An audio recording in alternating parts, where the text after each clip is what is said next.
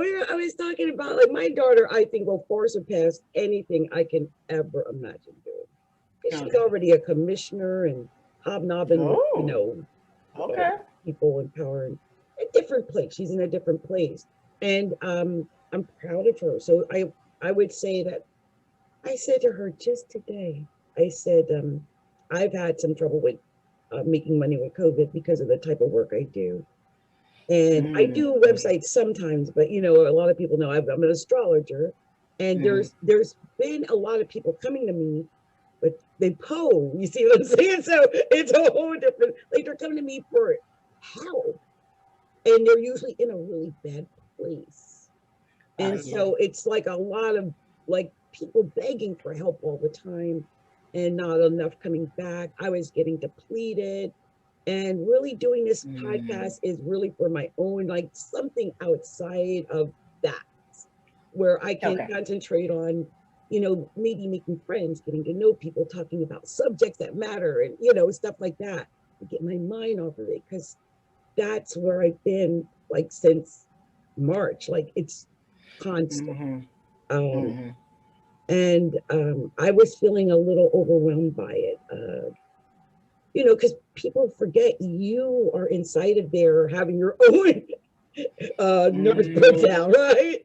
Don't Hmm. forget that. And I was looking at myself earlier today. I don't know if you know my story. I used to be 500 pounds. I was in a wheelchair for 7 years, and I willed myself out of the wheelchair. I was told I would never walk again. And it started little by little. I mean, at first I could only stand for like 40 seconds or 30 seconds. And little by little, I learned how to dance Hmm. again. And I ended up losing like 300 pounds. And so that's how I kind of came on the scene. But it's kind of evolved in a lot Excuse of me for a moment. things. And now I work at Black Women Promote. And I just want to help our women at Black Women Promote express themselves. I'm going to give you more platforms Yeah. to Oh, I'm in a shine. meeting right now. And I'll let you. I don't know if Oh, I it's gone. It was Adrienne popcorn. or Amber. I'm not sure. Hmm. Go to But I your wanted to give the women of Black Women Promote more opportunity to shine and to have more than one platform. Because right now, and all we have is the group. So if we advertise, it's in the group. If we do our lives, it's in the group. If we, whatever. Now, and with the podcast, we're going to take this to multiple platforms. And I tried to set it up in such a way that we're going to get to the top of the platform. So I just confirmed today that we are going to be Google search. We got into the Google platform, which is great. awesome. Yeah, we got into Audible, Amazon, we got into Pandora. We're doing this, okay? I want you to know, when I say I'm going to do something, I don't stop until I get it done. And we're going to do this. I look at all the talent you have and experience you bring. And I know whatever you podcast about is going to be fantastic. And same with Amber, I've heard her speak before. I know whatever she brings is going to be fantastic. And so I know that we've got some really talented people that can bring stuff to the table. Let me see if I can unmute for Amber. Okay. Are you okay? Okay. Wait a Can you minute. hear me? Wait a minute. Wait a minute. Wait. Okay. Oh, wait a minute. How did I get Daria muted? Hold on. Come on. Oh, Daria is muted. I think that's what it is. Oh, okay. Okay. Now we're all unmuted. Okay, there we go. Oh, okay, okay. I apologize about that. My two great nephews. I could tell it was family. That's why I'm like, let me just mute her because sometimes Right. Thank you. the Thank you. I was naughty trying to kids. mute myself, but I Mhm. guess I didn't get to it on time. And now the dog, my nephew's dog, decided to come visit. It's like everybody in the dog cave. Well, Adrienne, which part of Seattle? I Which part? live in North Seattle. Hey, North Seattle. Well, yeah, I was a consultant for Swedish for 3.5 years. What? So yeah, so I was Wow. actually down. Oh, I started in Renton, and then I was in Renton for 6 months, and then I was in Or Swedish Ballad? uh-huh. No, That's where not I Ballard, go. the one right downtown on I can't think of the street. Off of the oh gosh, when you come in from the I know what you're airport and talking you about. come right Yeah, downtown and you go up the hill, and my yeah, brain is yep. I know what but you're talking about. so It's Swedish. amazing. So I I originally had an apartment. Well, because I was there for so long, and that's part of the reason why I ended up writing the first book, because my mother said to me one weekend when I was home, "When are you going home?" And I said, "I am home." She's like, "No, you've been in Seattle for 3.5 years. That's home." And but I loved Seattle, and I was trying my best to figure out how to stay. But now that I'm back home, I'm like, no, I'll stay in Northern California and just go back and visit. But I love Seattle. Oh, now, when did you leave? How long have you been gone?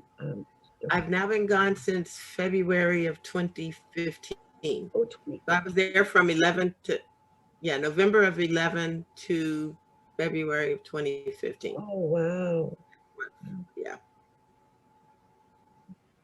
So a lot of changes happened since then, and with all the stuff that's been going on here, with the protesting. But I have to say, a lot of people got upset at Seattleites, but I'm proud of Seattle. I'm proud that we stood our ground. I'm proud that they managed to get people to come with us. Like, there were literally, excuse how I'm going to say this, but there were literally white people because my daughter was a speaker. It was, I don't want to go into too much, but she had a rally at one point, and she had people that literally surrounded her as protection. Like, because they had the little black person in the middle, and all the white people surrounded her to make sure. And sure enough, like the Proud Boys or whatever were coming to hurt her, but they all stood around her and protected her. And wonderful. It to me, only in Seattle, well, we saw that even in Kentucky, they came out the bus and stood there and stood their ground. But, we're seeing a change. It's not just our own battle anymore. Other people are trying to get in the battle with us. My daughter was a little upset that they were trying to take the battle, but that's a whole nother story. But we had a lot of change happen in the city. And I feel like we were kind of like in the forefront of making sure that change came. And so for that, I'm proud. And I'm proud to say that my daughter is a diversity consultant and, in the trenches, all of it. And I'm really proud of her. And her, even after Trump tried to make that work illegal, he had tried to stop it.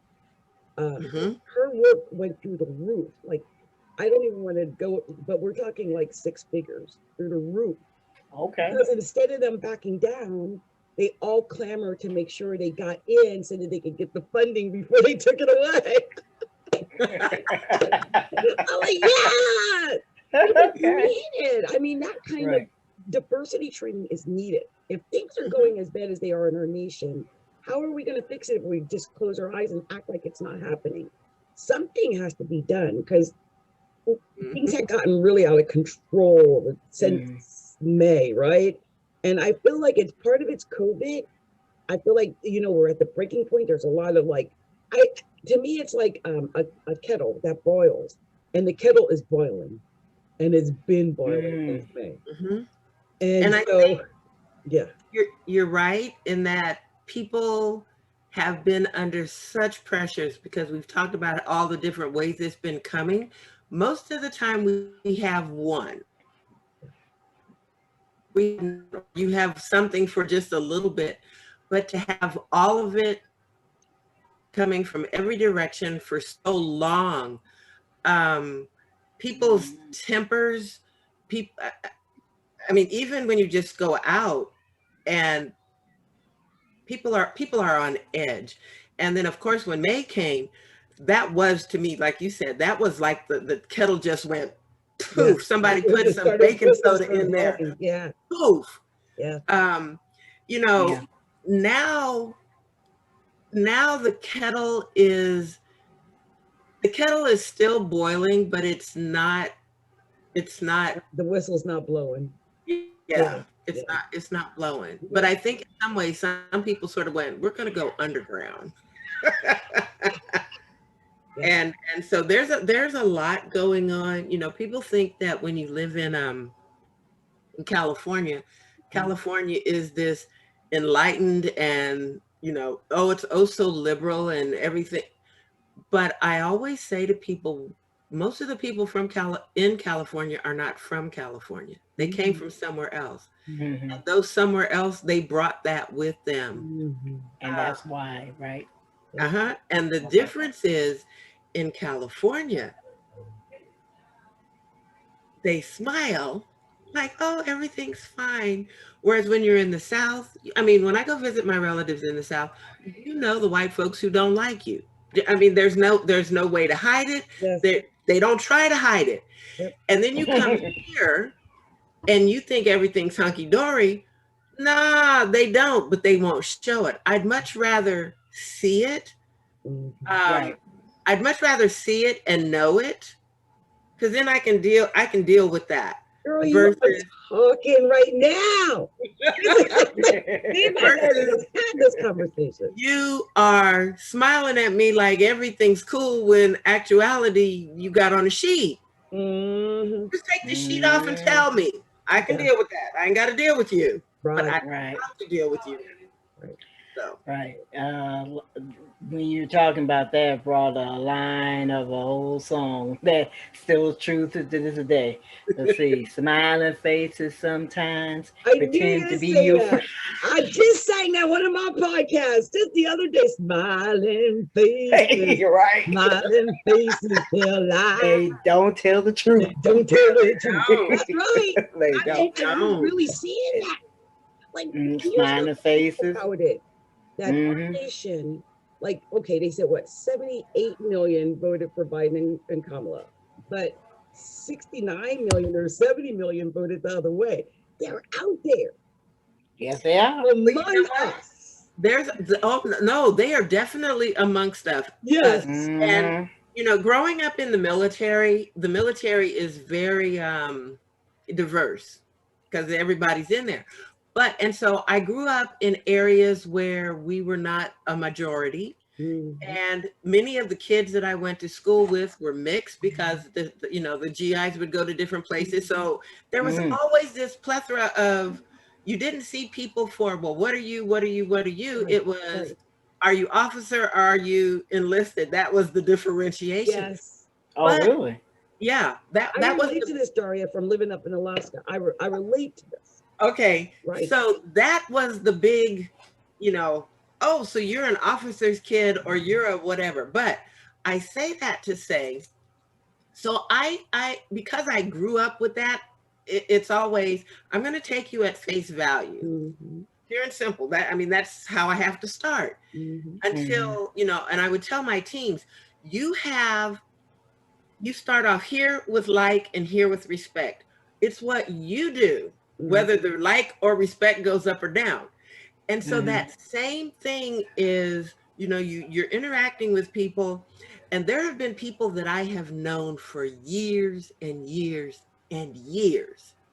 And when all of this stuff started coming out, tell you, girl, let me tell you. And I, in fact, one of my former choir director, I asked her one day, because she posted, it was right when everything, this must have been about June. So this is like in the okay. She posted a picture of a monument, and it had been tagged and defaced and whatnot. And the question was, don't they know their own history? Because it was an African-American, it was a Black monument from a regiment in the Civil War. I just asked the question, did it ever occur to you that it was not Black people who defaced that monument, but it was antagonists knowing that Black people would be accused of doing so? What month are we in? November? We're in December now. Oh, yeah, December. Okay. Yep. This is a friend who, before you could finish putting a post or putting a text, she's responding. That was June. It's December. Jay never responded. Never responded. Wow. And I didn't unfriend anyone. I put people on mute because I didn't want to hear it, because I thought it is much better. There's that saying about keep your enemies close, but keep your friends closer. Mm, I'm like, no, you know what? If I go to your page and I read what you wrote, that tells me mhm, what you think. Not Mhm. uh-huh. so I'm like, I kept all of my friends because then every now and then I go over and there are a few of them that I'm like, gotcha. You're better than me, darling. I deleted 700 people over the Confederate flag alone. Oh wow. Every freaking one that had a Confederate flag gone. Do I have to look at that? No, hell to the no. No. I let them go. And some of those people, I thought they were normal till I saw the Confederate flag, because I think they did it in, as a, I don't know what they were thinking. Like, we're going to defend the Confederate flag, or, out of defiance. So there were so many that Mhm. put it on their page as their profile picture.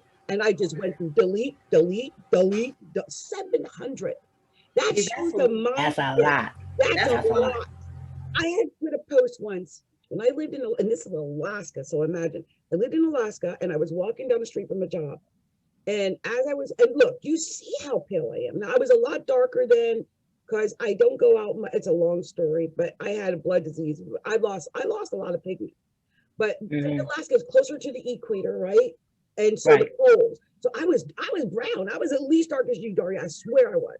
So anyway, I had a nice chocolate color, and I was walking home from work, and this car rode by me and threw a beer bottle at me and was screaming, "Nigga!"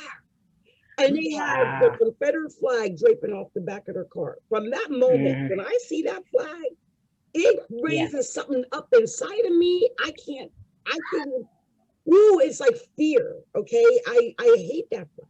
So when I had posted my story, I was hurt at the number of people I thought were my friends who went and put that on their page. I'm like, if you're my friend and you know my story about that flag and you're going to go and put on your page, you are not my friend. I don't want to know you. I don't want to hear about Mhm. you. You're done. That's And just that the way I handle things. I got rid of Mhm. 700 people.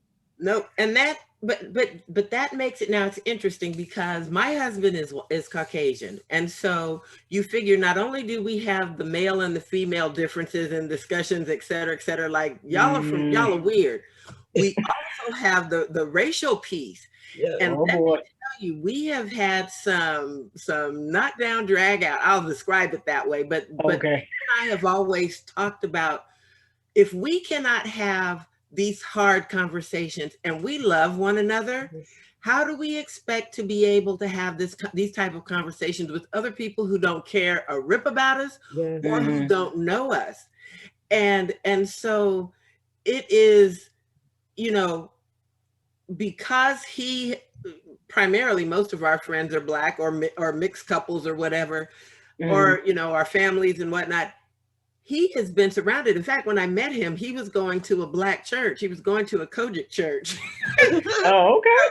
So that's one of those. That's one of those when we do like a two truths and a lie. Yeah. It's like, who went to the Kojic church, Daria or Stephen? And they always say Daria did. No, I'm the very But conservative one. He's the one. he, right. But when you have to have those conversations, and so because there are some of his friends, I mean, over the years, I have always been, when we have social media is like inviting someone into your home. They knock on the door, somebody rings a bell, you don't Mhm. have to open the door, but Yeah. you allow people in. This is your visible home, and there are Mhm. still certain rules. And so if you come into my home and you cut up, then I'm going to tell you about yourself and you got to go. Right. Mhm. And so on social media, most of his friends, if he tags me on stuff, they don't respond. If no, I should say, if I post something and tag him, they don't respond on my post. But if he does a But post like uh-huh. and tags me, oh, they all will respond because I have called a couple of them out on Mhm. on different things. I'm like, Yeah. no, I'm inviting you to my home. There are certain rules. You don't call, you can disagree with my friends. I don't care if you disagree. But there is still common courtesy and common decency. And there are a few of them that is like, no. No. Well, yeah. Well, where I am, I'm in Toledo, Ohio, which I have to tell people is 1 hour south of Detroit. Okay. For anybody who's not familiar with it. And when you said Kentucky, I said, oh, my former next door neighbor. Yeah, I lived in Kentucky. We was there for 6 years. Okay, all right. What part of Kentucky were you I in? lived in Louisville. I used to work at the Courier. Wow. I have cousins in Louisville. Yeah, I still got family down here. Oh, okay, yeah. But I would say the majority of my family is from, on my mom's side, because she passed away in 2010. My father passed away in 2011. So my mom was from Georgia. So, okay. I don't know if you ever heard of Rover. It's one of those real small towns. I say W-E? Rover. I've heard it, Rover. I think I heard it. Yeah.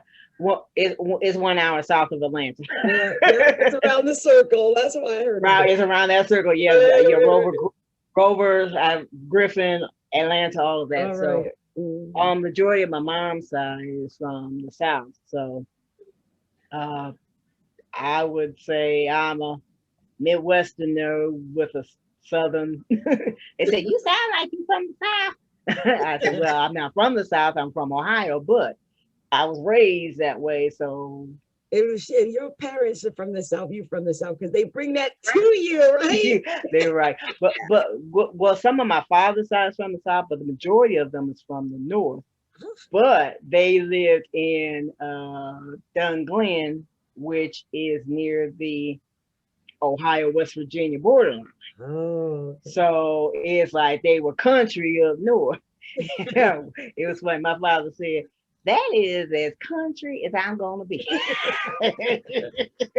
So they're from the area of Ohio, which it'd be like, y'all live in Ohio? Y'all don't act like y'all from Ohio. But that's how I was raised. And here you mentioned about how people of size can be, because it's something. A lot of people in some areas of town in Toledo that I know, Biden Harris.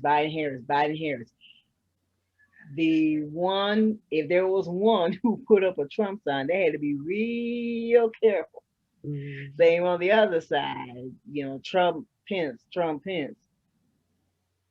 There were some bold ones that had Biden Harris, but they also knew what was going on. So you clearly saw the division of who was whom. Mm-hmm. It was quite clear. Yep.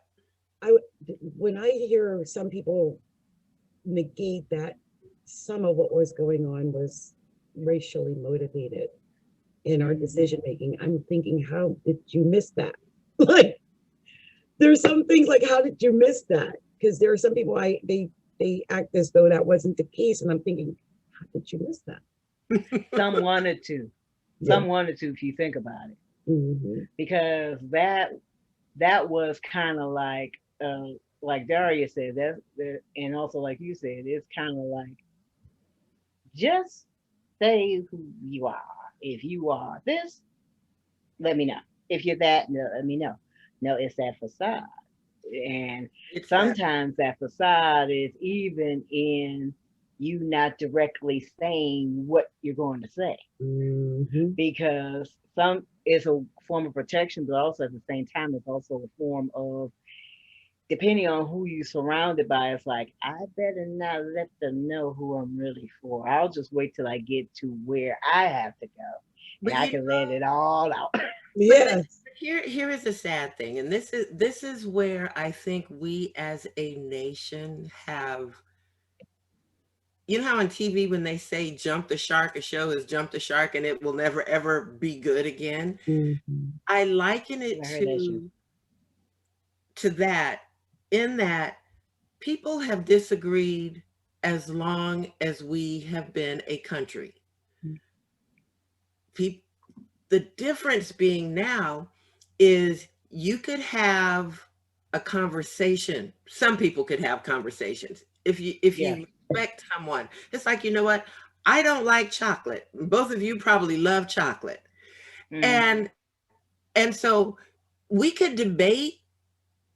You're not going to change my mind because I don't like it. You can love it. And that's the same way with basically anything nowadays. If you don't agree, then you are lumped into whatever. And I don't care what it is, whether it's politics, whether it doesn't matter. If you don't agree, you are now lumped. Yeah. And people, it's now, well, if you're in this camp, whatever it happens to be, that makes all of it. You know, I've said to people, in fact, I did a live stream on Periscope one day when I said, people talk about them. You know, it's them, it's them, it's them. I said, okay, I'm going to use, and I use politics as an example. I said, yes, you've got the people at the far left, you've got the people at the far right, but you know what? It's like a bell curve. Those are your fringes. You go to the train station, where is everybody? Most of the people are jammed in the same things in the middle. And so when you say them, because I'm registered, and you say them, and you're talking all of this negative stuff, you've lost me.